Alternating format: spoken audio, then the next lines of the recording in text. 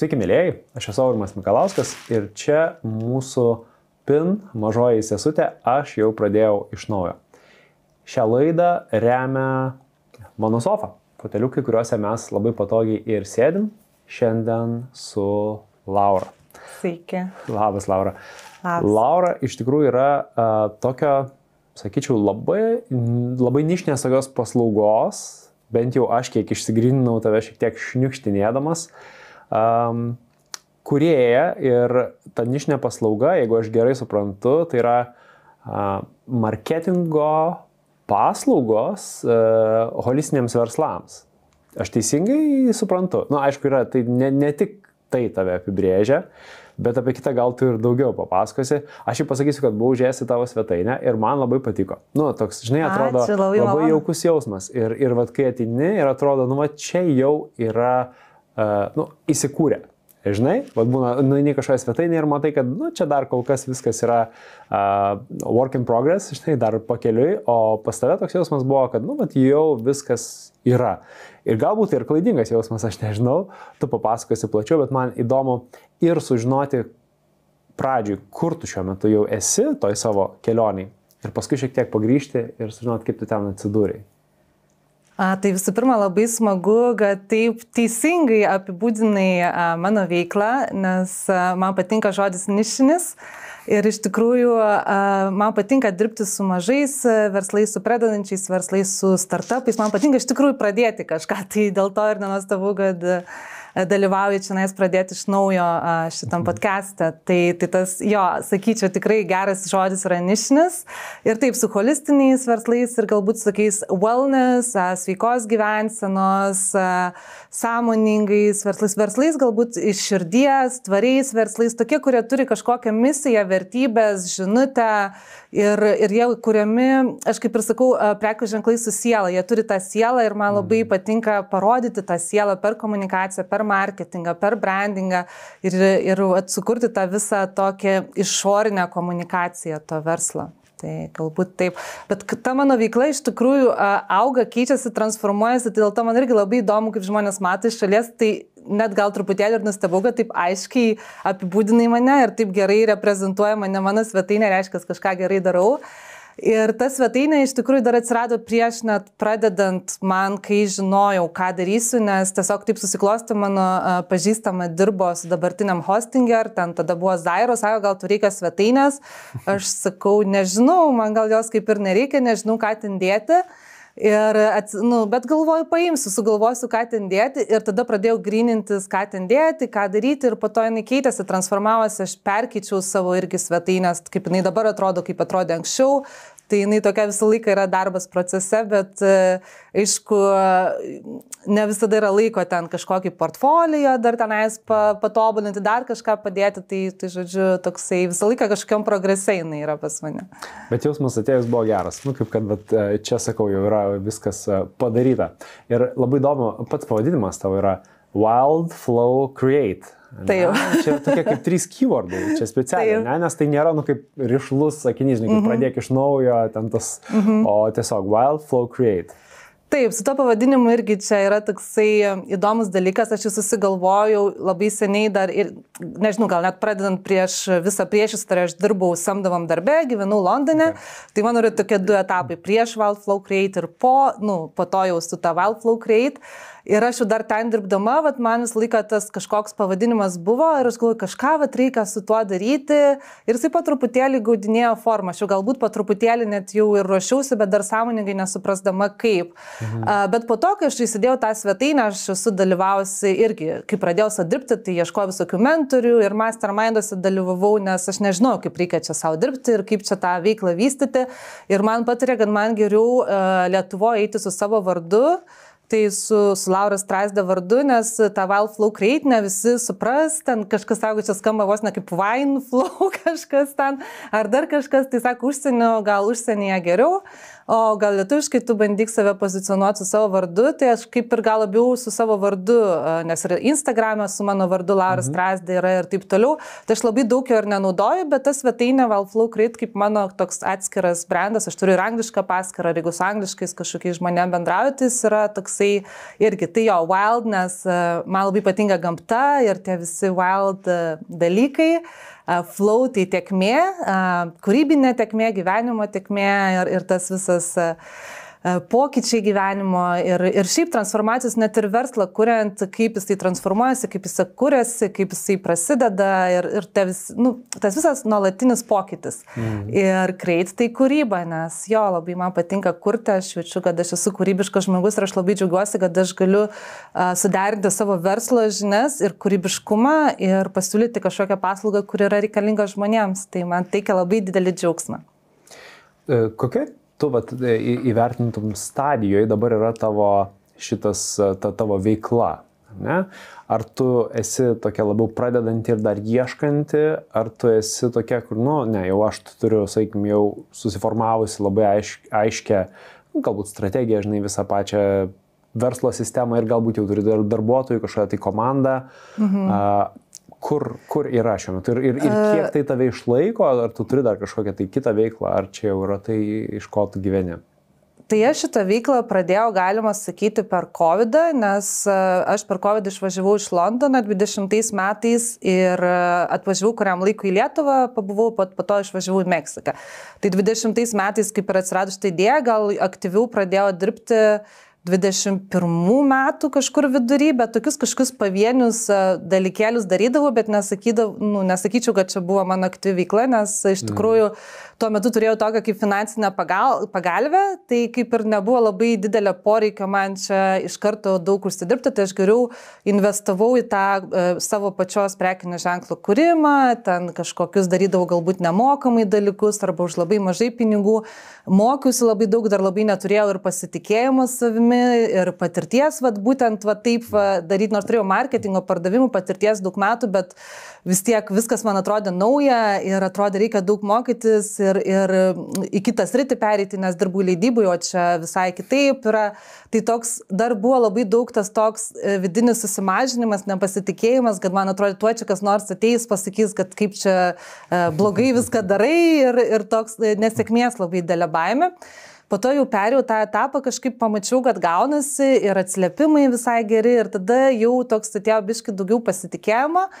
Tai kiek jau čia tų metų praėjo, gal 4 metai, kai aš tą darau, tai aš manau, tokiam jau esu gal pažengusiam, gal etape, taip, tai išlaiko mane ir gal, kaip čia pasakyti, aš kartais dirbu su pavieniais projektais, kartais dirbu su vienu projektu ilgą laiką, nes, pavyzdžiui, pernai aš dirbau su vienu startupu beveik visus metus, gal 9 mėnesius, tai toks kaip ir galima sakyti, ne visai samdomas darbas, bet kaip ir nuolatinis darbas. Tai ta dalykai irgi keičiasi. Arba su Wow University turiu labai daug pastovaus bendradarbiavimo ir esu dirbusi prie skirtingų projektų. Tai tokie būna kartais kiti tęstini, o kiti tokie besikeičiantis. Tai taip, tai mano yra dabar vienintelės nuolatinės pajamos iš šitos veiklos. Įdomus vienas momentas paminėjai, nes turbūt dažniausiai žmonės su to susiduria su tą baimę. Tokia ypatingai, žinai, kažką kaip pradi, tai kaip ir tarsi tokia, žinai, net tavo tapatybės dalis dar tai nėra, ne? Tai tiesiog tu esi, tarkim, samdomas darbuotojas, net jeigu tu išeini iš to samdomo darbo, bet kažką ant savęs daryti, tai yra labai didžiulė baimė. Ir to, kad tau nepasiseks ir dar, kad jo labiau viešai nepasiseks, žinai, kažkas pamatys, kad tu kažką čia savo darai, žinai, ir staiga. Ir papasakok truputėlį detaliau, kaip tu tą baimę įveikinėjai. Aš kaip ir girdžiu, žinai, tai, kad, sakai, tiesiog pradėjai gauti grįžtamojo ryšį ir tai buvo tai, kas keitė tavyje nuostatas ir tą tokį tikėjimą, žinai, pasitikėjimą savimi ir tikėjimą, kad aš čia galiu visgi daryti, nes žmonės džiaugiasi, tai jeigu džiaugiasi yra kažkas, tai vadinasi viską gerai darau. Kokie dar procesai vyko, papasakok? Tai mano manimu, baimę įveikti galima tik bijant ir baimė yra toksai jausmas, kuriame reikia būti. Nes jeigu mes pabėgam nuo baimės ir nieko iš viso nedarom, nežiūrim ją į akis, nesusidurėm su ją, tai mes jos ir neįveiksim. Nu, aš taip manau, čia mano nuomonė. Bet jeigu mes išbūnam su tą baimę, bijom, bet vis tiek toliau darom, aš galvat, galiu net pasidalinti, aš šiais metais pirmą kartą slidinėjau ir aš visą laiką bijojau bandyti slidinėti. Ir man baisiausia gal net neslidinėti, o keltis tuo liftu ten, kur reikia pasikelti, nes aš bijau aukščio. Ir aš ant to lifto atsimenu, pirmą kartą atsisėdau. Ir labai baisu, visas kūnas sustingsta, didžiulė įtampa, labai baisu. Ir pastebėjau, kol jisai davažiavo iki to galo, būnant tam jausme, būnant tai baimė, jinai kažkaip pradėjo atsileisti, nes tada pradedi pamatyti, kad, čia nieko neatsitiko, aš čia nenukritau, čia saugu, čia viskas gerai. Tai galbūt taip yra ir su veikla, atrodo prisigalvoji galvoje, kad, tai bus čia labai baisu, čia mane smerks. Ir galbūt net geriausias dalykas, kuris gali ir atsitikti, kad tave kažkas pasmerktų, gal tau kažkas nepavyktų ir tu vis tiek ir toliau supranti, kad, bet gerai, čia nepavyko, bet čia dar 5 kartus pavyko, ar ten pamatai, kad nieko tokio baisaus, kad net slidinėjant, pavyzdžiui, nukristi, atrodo, čia baisu nukristi, aš nukritau daugybę kartų, nukrenti, atsistoji, toliau čiuoži. Tai su tą baimę įveikti, aš manau, reikia žiūrėti į akis ir būti, galbūt patirinėti truputėlį tą jausmą, apie ką jis yra, kas yra ta baimė ir pamatyti, kad labai daug atvejų ta baimė yra išsigalvota, nėra kažkokios realios grėsmės ir net jeigu kažkas ir atsitinka tokio, nežinau, nemalonaus, tai nėra gyvenimo pabaiga ir galima vėl dar kartą pabandyti, tuo labiau, kad labai daug žymių žmonių, politikų, nuolatos jie ten susiduria su kritika, su kažkokiais skandalais, dar kažkuo tai ir jie vis tiek juda toliau ir tos visos naujienos pasensta, vėl iš naujo jie tenais pradeda kažką daro ir nieks tai neprisimena, kas buvo prieš metus ar dar prieš kažkiek tai laiko. Tai va, ir dar galbūt labai priklauso, ant kiek labai tu to nori, ant kiek labai tu nori tos savo svajonės, ant kiek tu matai prasmę, ant kiek tai tau yra svarbu, nes jeigu tai yra svarbu, tai būna svarbiau už tą baimę ir tada vis tiek eini per tą baimę. O kaip tau atsitiko, kad tu iš viso galvoji pradėti iš naujo? Tiesiog dirbai tą savo darbą leidykloje ir kai, ar tai tiesiog toks buvo, neturiu ką veikti per COVID-ą, tai ir plus turiu saugumo pagalbę, tai kažką biškį pašmirinėsiu, žinai, savo smalsumą, kur jisai beveda ir ten taip ir atsidūrei, ar tai labiau buvo, kur tu jau ir seniau apie tai svajojai ir kažkaip tikslingai žengėjai, tarkime?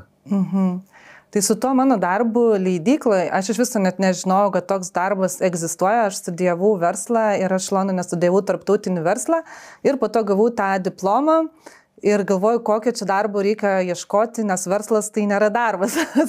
Bet aš savo verslo tuo metu net neįsivaizdavau, kad aš čia galiu kažką kurti, tai reikia ieškoti darbo. Ir aš atsimenu, siuntinėjau milijonus CV, tiesiog tūkstančiais, nežinau, kiek aš ten visiems kur ką pamatydavau, kokie ten darbai gali būti, kad kažką prasimušti, nuo kažko pradėti tam Londone, kažkur siunčiau.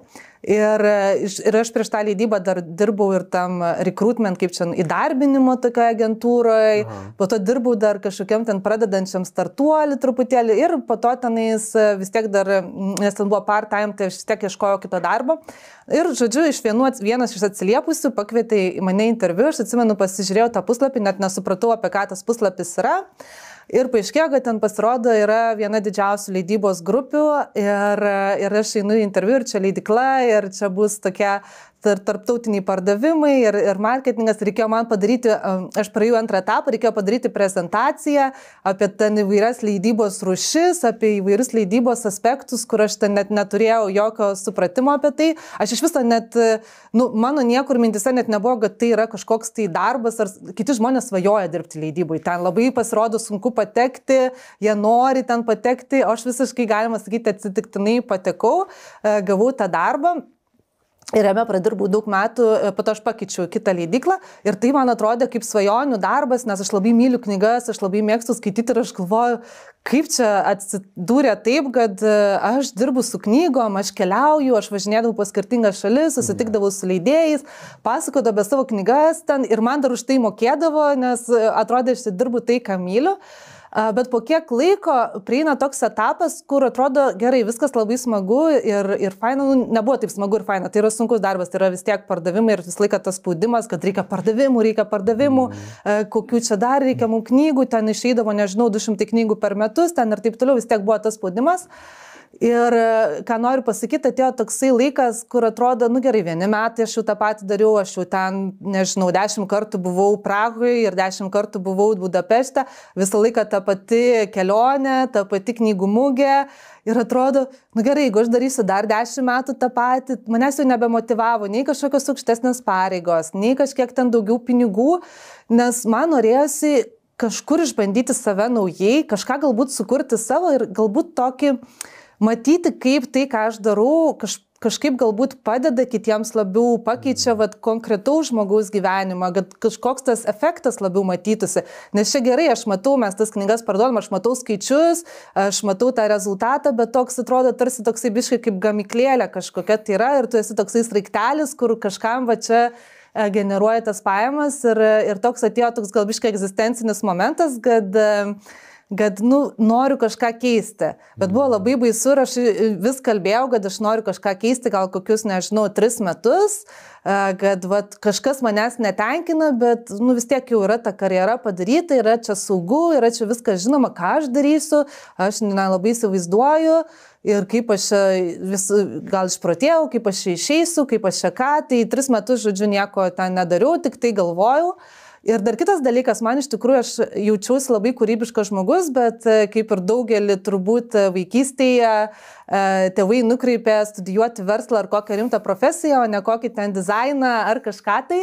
Tai man tas dizainas visą laiką atrodė, kad kaip kažkoks čia gali būti hobis, o ne kažkoks tai darbas, bet aš visą laiką jį toliau studijavau kaip hobį, nes aš niekada neįsivaizdavau, kad čia gali būti kažkoks tai rimtas darbas, nes rimtas darbas tai yra būti ofise ten ir toksai kažkoks įdiegtas tos vadinamas sėkmės paveikslėlis, bet aš lankiau visokius ten dizaino kursus ir ten London St. Martin's net Foundation Course yra prieš stojant į dizaino jau tą specialybę, tai tu pasibaigi tą Foundation Course, kur gauni tokius basicus to dizaino, tai tenais irgi lankiau, bet nestojau tenais studijuoti. Ir po to aš staiga supratau, kad aš visai turiu tų dizaino įgūdžių ir aš galiu sudizaininti dalykus, bet aš neturiu diplomo. Ir aš galvoju, tai kadangi aš neturiu dizaino diplomo, tai aš negaliu būti dizainerė, kol aš vėliau supratau, kad net pas mus darbe dirbantis dizaineriai, jie ne visi turi dizaino diplomą, pasirodo, ir jie dizainina mums knygas. Ir tavarsime, kad gali ir tai būti, kad čia jisai nėra kažkoks apibrėžintis faktorius, nes iš esmės tai tu turi būti kūrybiškas, turi suprasti dizaino principus ir turi mokėti naudotis programas. Aš neneigiu, kad diplomas nereikalingas, žinoma, tai yra irgi reikalingas dalykas ir dar labiau pagilina žinias ir patobulina, bet tiesiog sakau tą faktą, kad tiesiog net pas mus darbe dirbantis dizaineriai, ne visi turėjo tos diplomus ir jie puikiai atlikdavo tą darbą. Tai aš supratau, kad tas irgi galbūt įdiegtas tikėjimas, kad tu privalai čia turėti diplomą, kad kažkoks galėtum būti kvalifikuotas, tai irgi nebūtinai yra tiesa. Tai iš tos 3 metus, kaip sakoma, yra tasai pasakymas, kad jeigu tu sėdi, pavyzdžiui, ant kėdės su vinim ir tau ten kažkas nepatogu, tai tu ir toliau ten sėdėsi, kol tau tikrai nepradės ten skaudėti ir tu atsikelsi. Bet jeigu tau ten biškai nepatogu, tu galbūt ten sėdėsi skūsės, bet ir vis tiek neatsikelsi. Tai aš taip ir neatsikėliau, kol nutiko COVID-as ir ten galiausiai labai atėjo sunkus laikai visiems ir pradėjo mažinti darbuotojus. Tai buvo labai didelės bangos, tiesiog atleidinėjo žmonės masiškai leidyboje, tai aš buvau viena iš tų žmonių, kuriems dėja teko išeiti, bet kadangi aš ir taip jau 3 metus norėjau išeiti, tai man čia buvo turbūt geriausias dalykas, kuris man nutiko. Nes aš galbūt būčiau... Išeiti, nes gauni visas... Taip, tai aš galbūt taip niekad ir galiausiai neišėjus pati tos galbūt ir padarius, jeigu būtų man ten per daug skaudu sėdėti ant tų vinių, bet neaišku kiek laiko, bet ten jau nebebuvo ką daryti. Tai teko išeiti ir galbūt tas man irgi guodė, kad neatleido manęs dėl to, kad aš blogai dirbau ar kažką ten atleido ten iš pradžių 10 žmonių, tada dar 10 žmonių, tai toks nebuvo savivertai labai didelis smūgis, bet kartu ir tas toksai išėjimas. Tai taip aš galiausiai kažką pakeičiau, bet norėčiau pasakyti, kad aš išdrįsau išeiti iš to darbo, bet ne, aš neišdrįsau, bet aš viduje jau nešiausi tą kažką aš dariau, kas man patinka, bet aš dar to nepradėjau daryti. Bet kai aš jau atsidūriau toj tokioj erdvėj, kur aš jau kaip ir turėjau to laiko ir kaip ir minėjau, turėjau tą pagalbę, tada pradėjau ir dar man tą svetainę pasiūlė, kurią aš galvojau, ką čia man dėti, tada pradėjau galvoti, kaip aš galiu apjungti tas visas žinias ir savo kūrybiškumą ir kokia čia iš viso galėtų būti paslauga, ką aš galiu daryti. Tai taip pradėjau kažkaip galvoti mintis, ką aš galiu sukurti. Geras. Jo, įdomu, aš kažkaip prisimenu, žinai, savo tą momentą, tai man buvo visgi, kad man jau per daug nepatogu pasidarė, kas šiaip labai keista, nes labai mylėjau savo darbą iki tol, bet irgi 3 metai ir tie 3 metai tokie buvo, kur aš jau suprantu, kad ne, viskas, aš turiu išeiti, nieks manęs negrūdo dėja, žinai, turėjau pats apsispręsti ir tikrai tai yra labai sunkus sprendimas priimti, tai aš suprantu, žinai, kaip gali ilgai sėdėti, kankintis ir taip ir nerealizuoti, bet pavyzdžiui, dėl kūrybiškumo man labai irgi surezonavo šitas dalykas, nes tikrai irgi vaikystėje, nuo pat vaikystės, nors tėvų kaip ir turbūt negalėčiau į tai velti, bet man pačiam kažkaip užsifiksavo, kad aš esu nekūrybiškas, kad, žinai, kūrybiškumas ir mano gyvenimas nieko bendro neturi. Ir tik tai tada, kai aš nuėjau į verslą, iš tikrųjų pradėjo po truputėlį, iš pradžių mažais žingsniais, žinai, kažkaip tas mano kūrybiškumo raumuo atsipalaiduoti. Jis įsitempęs buvo, ta prasme, kad man neleido jo naudoti, žinai, toks visiškai. Ir po truputį pradėjau tą irgi keisti turbūt savo identitetą, tikėti, žinai, kad, iš tikrųjų, čia tu gali būti įvairiausiose srityse, tą savo kūrybiškumą, žinai, perteikti. Ir tada atsirado marketingas kaip sritis, kuri man pačiam labai įdomi, žinai, ir tada pradėjau pradžiai galvoti, okay, tai kaip čia, žinai, kažką išreklamuoti. Kažkokias mažas reklamas, paskui, žinai, vis didėjo tie projektai ir taip toliau ir toks, ir jaučiu, kad kuo daugiau atsipalaiduoja tas raumuo, tuo iš tikrųjų fainiau veikti, su tokia visiška ta kūrybinė laisvė. Tai aš tikrai, man toks yra didžiulis palinkėjimas daugumai žmonių, kurie galvoja, kad yra nekūrybiški, visgi atrasti tą savo sritį kažkokią, kurioje jie kaifuotų, kurdami, nes pats kūrimo procesas yra, be galo malonus dalykas. Taip, aš visiškai pritariu, nes daug žmonių turi kažkodėl tą įsitikinimą, kad jie yra nekūrybiški ir labai įdomu, iš kur jis atsiranda, nes vaikai tai yra labai kūrybiški, turbūt nei vienas vaikas nepasakytų, kad jis nemoka piešti. Visi ten piešia, kaip jiem ten išeina ir po to kažkurio tai metu jie patikė, kad gal jie negražiai piešia, gal tas visas procesas kūrybos tampa tada toksai, tarsi tu turi sukurti jau gerą rezultatą, kažkokį gražų piešinį, nes jeigu tu čia kažkaip nupiešiai ne pagal taisyklės ar kažkaip negražiai, tai reiškia, tavo kūrybiškumas nėra pakankamai kūrybiškas. Tai aš manau, labai yra svarbu ir nuo pat vaikystės skatinti tą kūrybiškumą, kad ir duoti tą laisvę neįrėminti. Nes aš manau, labai žmonės tiesiog tampa įrėminti, kad viskas turi būti taip ir ne kitaip. Ir jeigu tu jau čia kažkaip iškrenti iš to, kaip čia turėtų būti, tai tu jau čia nepakankamai kūrybiškas ar ne tai padarėjai, ar kažkaip tai tas, aš manau, jeigu žmonės nežinotų, kaip turėtų būti, aš manau, jie tiek daug labiau atskleistų savo potencialą, negu kad jie dabar tiesiog uždaro patys save ir neleidžia savo. Ar tu kažkokių knygų atsimeni iš to proceso, galbūt, nežinau, ar tu skaitai ar klausai knygas, tiesiog, ar yra tas galbūt kažkas, žinai, topteli, kad knygos, kurios, nežinau, tau padėjo, ar tu baimę atsikratyti, ar truputėlį į autentiškumo temą, nes tai irgi viena iš tavo temų, ar ne, kaip atrasti tą savo autentišką save, ar verslę, ar kažkoje kitokioje veikloje. Papasakok šiaip tą temą galbūt. Apie autentiškumą dar noriu paminėti, aš dabar esu įkūrus grupę Autentiška veikla, kurioje bus jau 1000 narių, moterų ten grupė, Autentiška veikla moterims, tai taip labai daug kalbu apie autentiškumą ir dalinuosi ir ypač apie tą autentišką veiklą, kad veikla yra kaip čia dabar pasakyti, tai yra tokia veikla, kur tu įkūniji savo tą versiją, geriausią versiją, kas eina iš tavo širdies, ką tu nori pasidalinti, ką tu nori sukurti. Ir, pavyzdžiui, mes dar neseniai darėm irgi mentorystę, čia irgi vyko tokia mentorystė, kur darėm ten veiklos pasiūlymus ir ten ateidavo irgi moteris keičiančios veiklas, ten viena buvo fotografė, bet dabar jinai nori kurti keramiką ir jinai kuria nuostabią keramiką ar kuria papuošalus ir tai irgi toks labai daug kūrybinės tas dalykas, kuris eina per tave ir tu negali nekurti.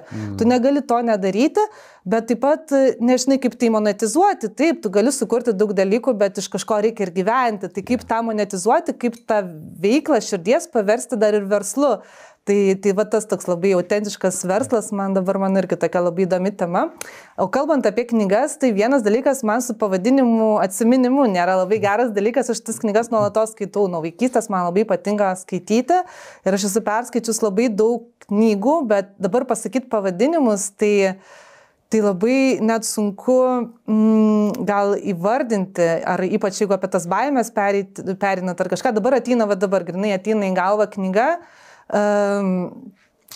Art of Asking, man atrodo, bet nebeatsimenu, kas yra jos autorė, bet jinai yra žymi kažkokia muzikos atlikėja ir ten grinai apie nugalėjimą baimės prašyti. Tai va čia gal irgi biškai susijęs su baime, bet jinai man labai užsifiksavo, nes labai bijome mes prašyti. Ir jinai ten irgi dalinasi apie savo visokius vidinius psichologinius blokus, kaip jinai perėjo ir kaip jinai išmoko per savo tą visą jinai roko ten, man atrodo, atlikėt, bet nebeatsimenu vardas iškrito, bet vadinasi Art of Asking knyga, labai gera knyga. Kaip jinai mokėsi prašyti ir kodėl mes tai bijom prašyti, nes yra labai daug su tuo susijusių dalykų. Čia galima net ir apie verslą, pavyzdžiui, kalbant, bijom prašyti, bijom parašyti, bijom paklausti, bijom kažko tai, nežinau, padaryti, o iš tikrųjų, kuriant savo verslą, reikia labai daug prašyti ir klausti, ir rašyti žmonėms, ir susidurti su ne, ir tas toksai, vat, tą baimę irgi reikia nugalėti, tai vat tas toksai mūsų požiūris į tą prašymą irgi toks yra, galbūt keisti reikėtų tą požiūrį, nes mes prašydami galvojam, kad mes čia tokie, tarsi ateinam iš to tarsi elgetos pozicijos, kad aš čia prašau, kažką duokite man, aš čia toksai, tarsi tas kitas žmogus tada gauna galią, kai mes prašom to kito žmogaus. Bet jeigu pakeistumėm tą savo požiūrį, kad kai mes prašom, tai mes netampam kažkokie silpnesni ar kažkokie blogesni, mes esam lygus, aš prašau, tu man duodi, tai vyksta mainai, tai vyksta kaita, tas žmogus duodamas, jisai irgi galbūt patiria džiaugsmą, galbūt jam irgi iš to yra kažkokia nauda, tai vyksta kažkokie mainai ir po to mes irgi galim kitiems duoti, kai mūsų kažkas gali paprašyti. Tai va, čia viena iš tokių knygų ir šiaip teorijų gyvenime, kad tą prašymo baimę nugalėti, nes aš manau irgi labai daug žmonės praranda, bijodami prašyti, jie laukia, kol kažkas ateis, kol kažkas atsitiks. Ir aš galvoju, net ir marketingas tam tikra prasme jisai nėra prašymas, bet jisai vis tiek save tu padedi, tampi matomas, tu nelauki, kol kažkas kažkaip tave atrastų, vis tiek atsiduri ten ir tai tu tarsi neprašai, bet tu toksai irgi, aš esu čia, aš čia tą darau ir tu tarsi, tu kaip ir kvieti žmonės tada, tai toksai, nes labai žmonės dar turi tą požiūrį į marketingą ir ypač visokių holistinių ar ten jeigu sąmoningų veiklų, kad atrodo, kad tai yra kažkaip čia nepadaru, čia yra blogai, čia yra, kodėl tu čia reklamuoji save, ar kodėl čia tu toksai, tai vat labai daug yra tų tokių kažkokių įsitikinimų, kur po to tenka aiškintis ar kažkaip, žinai, ir prieš save, ir prieš kitus. Tai va. Jo, šitas dalykas tikrai labai, aš, pavyzdžiui, irgi turėjau tą įsitikinimą, kad geram produktui nereikia reklamos, įsivaizdavau. Ir, va čia tarsi turėjo pirmas žmogus kažkoks pasiklausyti audio knygos, pamatyti, kokia jinai gera ir papasakoti 10 žmonių, tie 10 žmonių dar 10, žinai, turėjau. Jo, kalba pats už save geras produktas. Jo, ir supratau, kad, nieko panašaus iš tikrųjų nevyksta. O šiaip dėl baimių dar įdomus dalykas, aš tikrai neprisiminsiu nei koks žmogus, bet esu dalyvavęs paskaitoj, kur labai fainai jisai, tas žmogus perteikė, sako, kad iš esmės tai yra skaičių žaidimas. Tai kiek žmonių tau pasakys taip arba ne, bet kokioje situacijoje. Ir jisai sako, kad tuo įsitikinti, sako, aš padariau keletą tokių eksperimentų ir sako, eidavau tiesiog per kaimynus, kaiminystėje, ne kaimynus, tiksliau per namus žmonių, kurių visiškai nepažįstu. Ir statistiškai, sako, rinkau, kiek žmonių sutiks arba ne. Ten pradžioje dabar neatsimenu, kažkokį racionalų prašymą turėjo, vos nėra apklausoj sudalyvauti ar kažkas tokio, žinai, ten atsakyti 5 klausimus. Ir kitas prašymas buvo, sako, aš tiesiog atėjau su futbolo kamuoliu ir sako, ir prašiau pažaisti jų vidiniam kieme futbolą. Tiesiog aš noriu pažaisti, tokia visiška nesąmonė. Ir sako, statistiškai tiek pat žmonių pasakė taip šitam dalykui, kaip ir apklausai. kur sako, nu, tipo, visiškai neadekvatu ir ten, nu, supranti, kad pažaisti mano kieme futbolą, kai gali čia kažkur, nu, yra visiškai nesąmonė, bet tiesiog. Ir tada tu, žinai, galbūt atsiriboji nuo to ir, nu, supranti, kad, nu, jeigu tai yra statistika, jeigu tai yra skaičių žaidimas, žinai, nu, tai, kad tau kažkas pasako ne, tai, nu, tu negali to priimti asmeniškai. Tai tiesiog, nu, tai yra susijęs su tuo žmogumi, iš kurio tu prašaisi. Tuo metu, nu, žinai, dėl kažkokių priežasčių negali tau pasakyti taip, kad ir ko tu tenai beprašytum. Lygiai taip pat marketingė, žinai, tu ateini su savo paslauga ir tiesiog galbūt tam žmogui netinka, galbūt jisai kažkodėl netikinu čia toks, žinai. Kad nebijoti eiti ir čia dar aišku geras atvejis, kai kažkas tiesiog pasako ne arba nieko nepasako, žinai, bet bus tikrai ir tokių, kurie, nu, ten sakys, susiras normalų darbą. Čia, žinai, mėgstamas komentaras yra, kai tu bandai kažkokį savo mažą versliuką, žinai, kažką ten pareklamuoti ir sako, eik tu susiras darbą. Tai taip. Ir net mano mentorystėje, kur čia neseniai kaip tik baigėsi, vat būtent ir dalinosi merginos, kad tai labai veikia ta aplinka, jos nori pradėti savo veiklą, bet jų artimiausia aplinka net netiki tuo, ką jos daro. Dėl to aš manau, žmonėms yra svarbu rasti kitus, kurie tiki tuo, ką tu darai. Bent vieną žmogų, kuris tavimi tikėtų ir tai jau tau padės nepasiduoti, nes labai lengva pasiduoti, jeigu tu pradedi kažką daryti ir tavim netiki ir atrodo tikrai sako, susirask normalų darbą ir tada pats pradedi savim abejoti, todėl tikrai manau labai svarbu rasti, apsupti save tai žmonėm, kurie tikėtų ir palaikytų. Nes net jeigu, man atrodo, artimoje aplinkoje kažkas tave palaiko, tu dažnai vis tiek tai priimi kaip... Nu, žinai, čia mano tėvai, tai natūralu, kad jie mane tai dar gerai, kad palaiko, žinai. Nes būna, kad ir ne. Bet vis tiek, jeigu palaiko, tai man atrodo nesuteikia to tokio vidinio pasitikėjimo, žinai, kad čia tikrai kažką gerai darai, tai iš tikrųjų svarbu tas toks išorinis palaikymas ir tikrai mes nemažai esame, man atrodo, pačiam Pinė kalbėjo ir atsimenu su Sauliu Baradinsku apie tai visai išsamei kalbėjom, kaip svarbu, žinai, ypatingai tie pirmieji kažkokie palaikytojai, kurie, vat, nu, kaip ir tu su jais nieko bendro neturi, bet jie tiesiog geranoriškai tave palaiko, tai yra, nu, beprotiška jėga, už kurios kartais mes atsispiriam ir ten šaunam. Tai labai svarbu yra. Kokie, pasidalink truputėlį paslaptimis marketingo? Nu, tiesiog, ką tu rekomenduoji savo prekės ženklam, galbūt kažkokia turi tokia, žinai, bazinė strategija, kuri tavo manimu, nu, vat, yra esmė, žinai, nuo ko reikėtų pradėti, galvojant apie savo prekės ženklo reklamą. Vat kažkokio mažo, nišinio, ten, holistinio, wellness ar panašiai. Aha, tai gerai, marketingo paslaptys. Nežinau, ar čia paslaptis, bet aš gal pasidalinsiu savo nuomonę, būnant marketingė skirtingose sritise, net aš kai dirbau leidybui, ten buvo irgi daug marketingo, bet galbūt biškutį kitokio marketingo, tada dirbau startupė, irgi ten vėl kitoks marketingas, dirbau su tais mažais verslais, tai ten vėl kitoks. Tai aš gal kažkaip tą marketingą, gal sakyčiau, gali būti, nu, mano nuomonė, gali būti du marketingo tipai. Tas toks masinis marketingas, kur tenais tiesiog štampuojam viską, reklamas, ten visą komunikaciją, akcijos, ten kainos, skaičiai. Eina skaičių marketingas, skaičiai ir jisai veikia. Jeigu teisingai sustrateguoji ir jeigu nori didelių apimčių ir tenais sustrateguoji, žiūri, kas veikia, testuoji gerai, ypač reikia dar investuoti, dar investicijų tas reklamas reikia tam tikrų. Ir tu testuoji, gerai, tas neveikia, greitai nurašom tai, kas neveikia, darom tai, kas veikia, testuojam tą, na, ir labai daug toksai biškai, kaip gal tokia kaip nemėsmalė, nežinau kaip čia pasakyti, bet tas toksai konvejeris, bet toksai, jeigu norint dėlių apimčių ir žinant, ką daro, toksai marketingas veikia, tik tai man jisai nėra labai įdomus.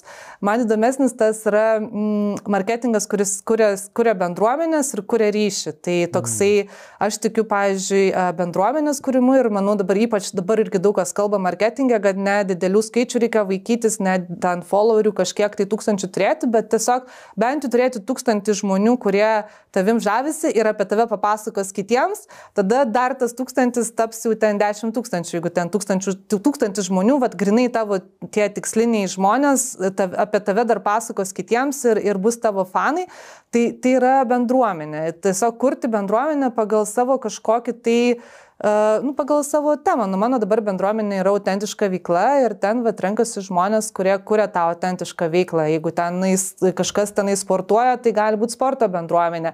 Kažkas tenai dar kažką daro. Tai aš tikiu tom bendruomenėm, tikiu ryšiu ir man patinka perteikti jausmą, man patinka istorijos, tas storytellingas. Tai kuriant savo brandą, tai manau svarbu turėti istoriją, pradėti nuo istorijos, kad žmonės tave pradėtų tapatinti, žinotų tavo istoriją, tavo vertybės, kodėl tu tai darai, kodėl tu tai kuri, kas yra už tavo prekės ženklų, kuo tu skiriesi nuo tų visų kitų, kurie yra rinkoje. Ir jeigu yra jausmas, jeigu yra emocija, jeigu kuriamas ryšys, tai aš manau, nuo to ir prasideda, kodėl mes perkam iš vienų, o ne iš kitų, kodėl tu perki, pavyzdžiui, iš kažko, iš vieno, o ne iš kito, kas lemia tavo apsisprendimą. Tai klausimas tau, pagal ką tu, pavyzdžiui, kažką renkėsi pirkti, kokia yra sprendimo priėmimo kriterijai? Turbūt, kad istorija iš tikrųjų turi labai svarbų vaidmenį. Ta prasme, kaip aš pažįstu tą brandą.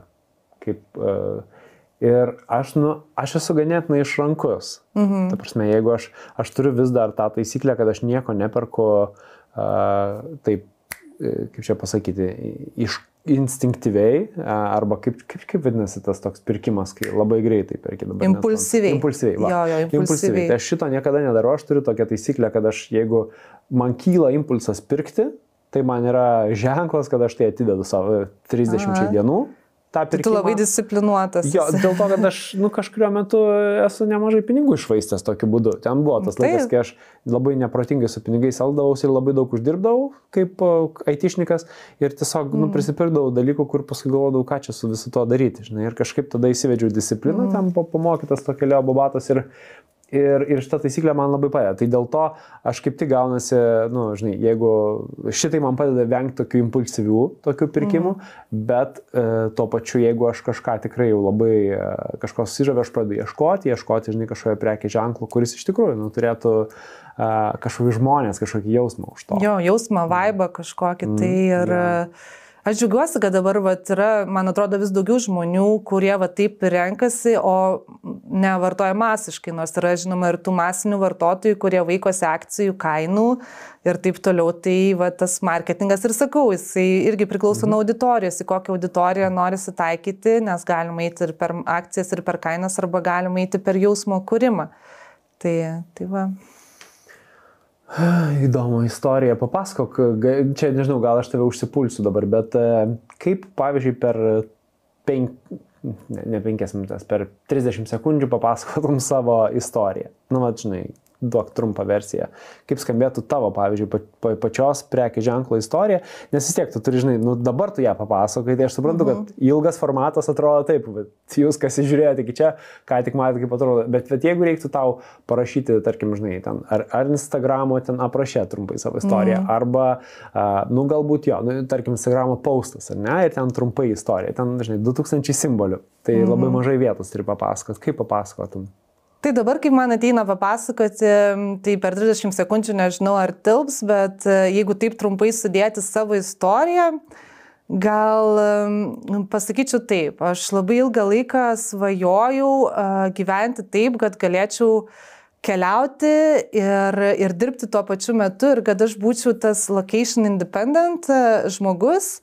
Ir aš džiaugiuosi, kad aš sugebėjau tai padaryti, kad man tai išėjo ir kad aš iš samdomo darbo sugebėjau pereiti į tą laisvai samdomą darbą ir iš to gyventi.